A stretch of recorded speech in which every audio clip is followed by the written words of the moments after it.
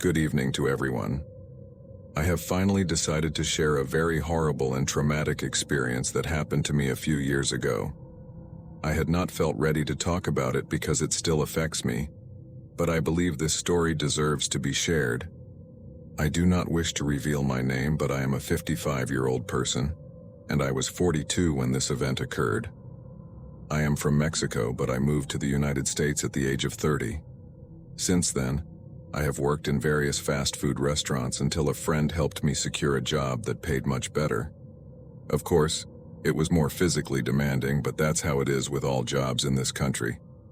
I got a job at a 3-star hotel that was hiring housekeeping staff. I applied and was almost immediately hired.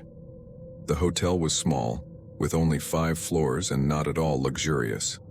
In fact, it looked somewhat run down since it had been many years since its construction.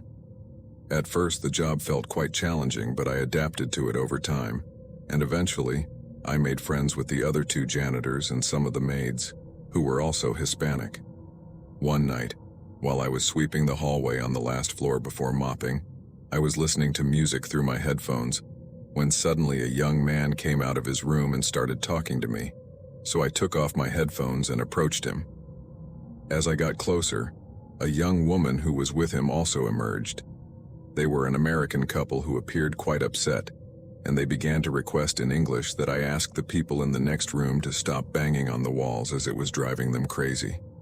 Despite yelling at them to stop, it seemed their complaints only made the noise worse. I apologized on behalf of the hotel, explained that I was just the janitor, but promised to call the front desk to address the issue. They responded kindly, thanked me, and went back into their room. I communicated with the receptionist via the radio that is given to all employees to inform her of the situation. She asked me for the room number, but when I provided it, she told me that there was no one registered in that room and that it was empty that night. I reiterated what the young couple had told me, and just then the young man came out again and insisted I come into their room to hear the banging myself. Indeed, the banging was very loud and came from the supposedly vacant next room. I informed the receptionist of this, and she told me to wait for security to come and inspect the room. When the security officer arrived, he unlocked that room with his keys. We entered and turned on the lights. It was completely empty, everything neatly in place just as the maid had prepared it. We checked the bathroom and under the bed, but when I opened the small closet, something caught my eye. A large black suitcase. I pointed it out to the guard, who immediately pulled it out from the closet, laid it down, and opened it. As we were tilting it, he mentioned it was heavy. We began to open it. I truly wished I hadn't been there at that moment, because when we completely opened it, there was a perfectly severed human torso inside. I immediately left the room, had to run to the bathroom to vomit, while the guard called the police. They asked the few guests that were in the hotel at the time to leave since it had now become a crime scene. I had to be present when the police arrived, as I had to give my statement. An officer asked the security staff to check the surveillance footage, and I later learned that it showed a person entering the hotel through the back, wearing a hoodie and dressed in black, dragging the suitcase and leaving it in that room that morning without being seen. The truly strange and eerie part was that the individual had only been in the room for about 3 minutes, just enough time to place the suitcase there, and then he immediately left the hotel. Thus, the officers were baffled as to who could have made the banging noises that disturbed the other guests, originating from that same room. This is something that was never discovered, and to this date, the perpetrator has not been found. Yes, they did identify the victim, a man whose details I will not disclose out of respect, but they never found the rest of his body. And well, this gruesome story has left me with severe trauma, and not to mention how chilling it is for me to imagine that the one banging on the walls was that man wanting to be found. Of course, I resigned after that. The hotel is still operational, but I doubt anyone knows the terrible situation that occurred there. It gives me the chills to think that people stay in that room without any idea of its dark past. Thank you so much for listening. Good evening to everyone.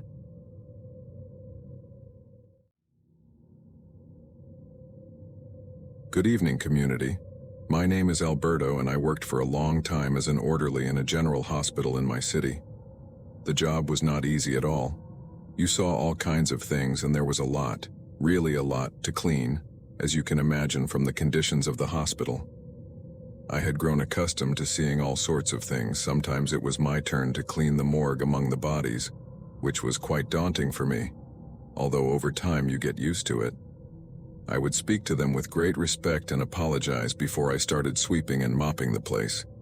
It was my way of treating them with dignity. But what no one prepares you for is what I encountered that night. It was midnight. My shift had ended, but I still had to go out and throw away all the trash I had collected that night. The garbage bins were located just behind the hospital, and nobody passes by there. It's always very isolated, especially at those hours. And it's also somewhat dark since there is only one light in that area. But to get to the bins, I needed to carry my flashlight as the light didn't reach there. As I approached, I walked slowly because the trash bag I was carrying was very heavy. But suddenly, I heard a baby crying. I started hearing it when I was just a few steps away from the bins, and what was murky was that the sound came from there. I stopped abruptly, terribly afraid to look inside the bins and see what you might imagine. I dropped the trash bag, and with my flashlight, I slowly approached the bins, and when I got there I started to search for where the crying was coming from, as there were 4 bins.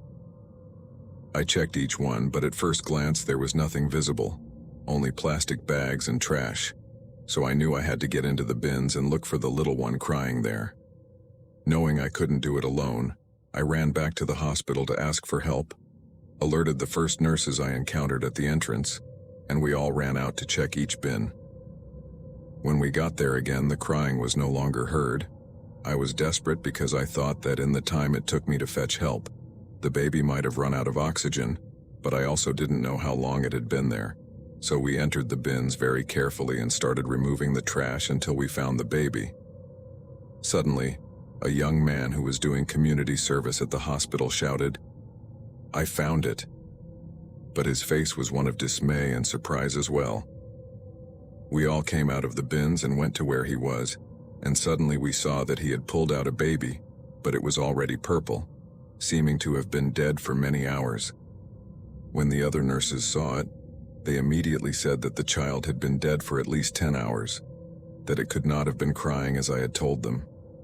I was so shocked, I couldn't even speak, nor could I reassert that it was true, that I had clearly heard it crying.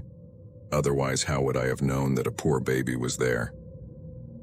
In the end, they covered the baby with a blanket and took it inside, where it was confirmed to have been dead for 11 hours, and after performing an autopsy, they determined that it had died of suffocation in that dumpster.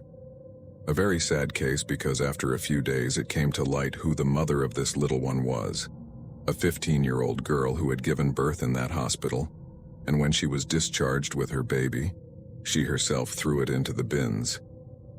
I could never prove to the nurses that I had heard it crying, although many believed me, as they believe in these inexplicable things. I just think that baby wanted to be found, and that's why somehow it had cried when I went out to throw away the trash.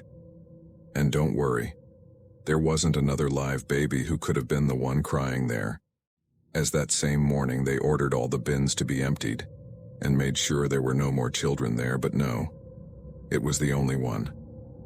At least that angel finally received a dignified burial, but without a doubt, that has marked me forever.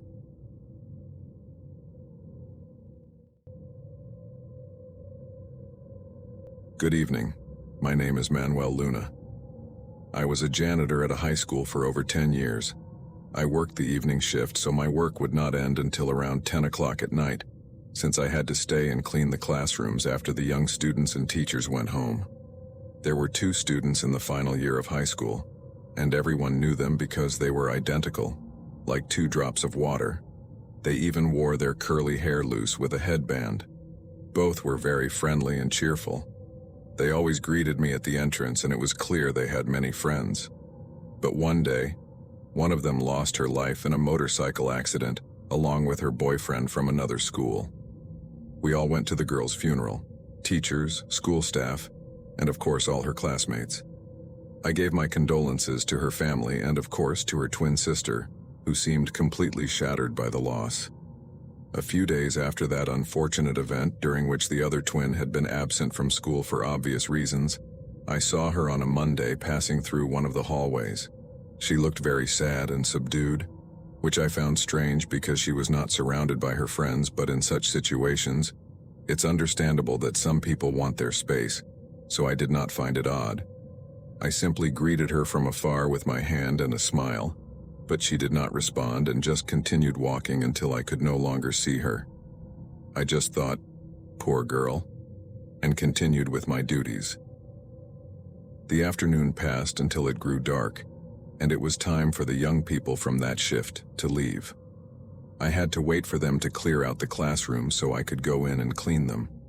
They always left them very dirty, to be honest, so I had to stay quite a long time to be able to finish cleaning them all, ending up leaving around 10 at night, by which time only the security guard from the school remained. I was about to finally finish cleaning, with just one classroom left on the second floor where I was. I paused in the hallway to take a sip of my soda, when suddenly I heard someone coming up the stairs. I thought perhaps it was a teacher who had forgotten something in a classroom, as it is very strange to have people in the school at those hours, so I waited for the person to come up to see who it was, but suddenly, the footsteps stopped, and no one appeared. I went to look at the stairs but saw no one. The ground floor was somewhat dark since I had already turned off the lights of some hallways, having already finished with that floor. I went back up, and just as I was about to enter the classroom I had left to clean, I heard someone approaching. When I turned around, I saw it was the twin, standing in the middle of the hallway with such a sad face that I didn't know how to react. Of course, it seemed far too strange to me that she was still at the school, since it was very late and the students had left much earlier, but I thought that perhaps her parents had forgotten to pick her up due to the situation they were experiencing, so I spoke to her.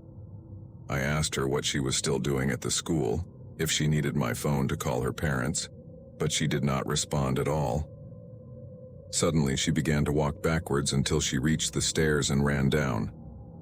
I ran after her because I did not understand what was happening, but when I got down the stairs, I saw that she had locked herself in the women's bathroom, and of course I was not going to go in there with her inside, so I just spoke to her from outside, offering her my phone so she could call her parents or to give me their number so I could call them, but she did not respond at all. Then I heard crying. She was crying in there. I didn't know what to do. The situation overwhelmed me because I had never experienced anything like this before, and the only thing that occurred to me at that moment was to call the principal, as I had her contact on my phone for anything to do with the school. I called twice, and on the third try, she answered the call. I was still outside the women's bathroom where this girl continued crying while I explained the situation to the principal. She found it very strange because she told me that the parents had requested permission for the girl to miss school for 2 weeks, as they were going to take her to a grief counselor, because the girl was very unwell. Confused, I insisted that she was there, locked in the bathroom crying, and that I had also seen her at the time of entry, and did not know what to do. She told me to give her a minute, that she would call her parents to find out what was happening and that she would call me back, so we hung up and I waited right there, outside the women's bathroom, where the girl continued to cry. After a short time, I received the call from the principal, with a completely different tone of voice, in a more serious tone. "Mr. Manuel, I just spoke with the parents of the girl. They told me she is at home. In fact, they put her on the phone and I was able to talk to her, and she told me that she has not been to school since her sister died." My heart pounded like never before. I felt many, but too many chills, because at that very moment the crying stopped. I was still on the call with the principal who was speaking to me, but I did not respond, until I heard her say that perhaps I had confused her, that perhaps it was some other girl who had stayed late at the school. But no, I knew perfectly well that it was her. I saw her very clearly, not once but twice that day. The principal told me to enter the bathroom as we had to find out who was inside, so I took my keys and opened the women's bathroom, but there was no one inside. In none of the stalls, because all the doors were open, there was no one. And before you think that she could have escaped, the answer is no, because for the safety of the students, all the windows have bars. So simply, I had experienced my first paranormal event. The principal was on the phone, just as surprised as I was, not knowing what to tell me, only telling me to go home to rest, that we would talk later, and hung up. I knew at that moment that the person I had seen that day was the twin who had died. I gathered my things and immediately left there. As I left, the security guard greeted me as we were good colleagues, and I took the opportunity to ask him if he had seen any student enter or leave the school since he had arrived. But he told me no, that the last person to leave had been a teacher, but that after him no one had entered or exited, only me. He asked me why I was asking that question, but the truth is that I did not have the heart to tell him anything, so I made something up and left the place. That night I did not sleep. I spent the night awake thinking about that poor girl who had manifested herself to me. After weeks I saw her again, and I knew that it was not her twin because she had already cut her hair and styled it differently. But I kept seeing the deceased twin, walking through the halls or simply sitting on a bench. I never knew if I was the only one who could see her, or if there was someone else who could also see her. The truth is, I do not know.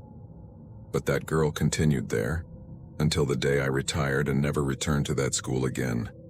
Thank you for listening to my story. Have a good evening, everyone.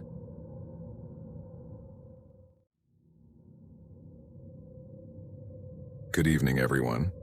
Today I want to share this story with you that belongs to my late father. He was a janitor at a funeral home for many years, a job that left him filled with memories, but also strange anecdotes that he would always tell my sister and me. He believed one should keep an open mind, although not everyone has the opportunity, ability, or rather the sensitivity to see things that ordinary people cannot. One must always be open to the many things happening around us, even if we cannot see them. I will tell you Glenn in the first person, as I know he would have loved to be the one to tell you, and I hope you enjoy it. My name is Francisco, but they call me Don Pancho, and I was a janitor at a high-class funeral home in my city. I would stay very late cleaning the place when I knew there would be a wake in a few hours or the next day. One of those nights the place was almost empty. Only the two receptionists and I were left, finishing up my duties since there had been many people there that day. I was passing through the reception with all the cleaning tools when suddenly a family entered the funeral home, consisting of a mother, a father, a little girl no older than 4 years old, and her grandfather. The parents went straight to the reception desk. The father seemed to have been crying, which is logical, given why they were there. Perhaps they were inquiring about a loved one who had passed away. While the parents talked with the receptionists and provided information, I saw the little girl and the grandfather walking through the reception holding hands, which touched me a bit. The girl had a doll with which she played alongside her grandfather. Suddenly I saw them sit down on some steps leading to the second floor, and they continued playing with the girl's doll while her parents were at the reception, a few steps away from where they sat. I was passing by because I was sweeping the entire entrance, with only that part left to finish so I could go home. When I passed by the little girl and her grandfather, I wanted to greet the man by raising my hand, but he did not look at me, though the little girl did return a smile to me. Suddenly, both stood up. The girl out of nowhere started to cry and seemed to ask her grandpa to hold her, as if asking him to carry her, but the man told her he couldn't and tried to calm her down, but it was futile. Eventually, her mother came over, picked her up, and carried her away while the girl cried, asking her grandfather to hold her, who just stood there on the stairs. I finished my work, and they were still there. I finally left to rest and did not return until the next day. In the morning when I arrived, there were already people at the funeral home as a funeral was about to take place, and I knew it was the family from the night before because I saw them at the entrance, the parents of the little girl with other relatives, but I did not see the little girl or the grandfather.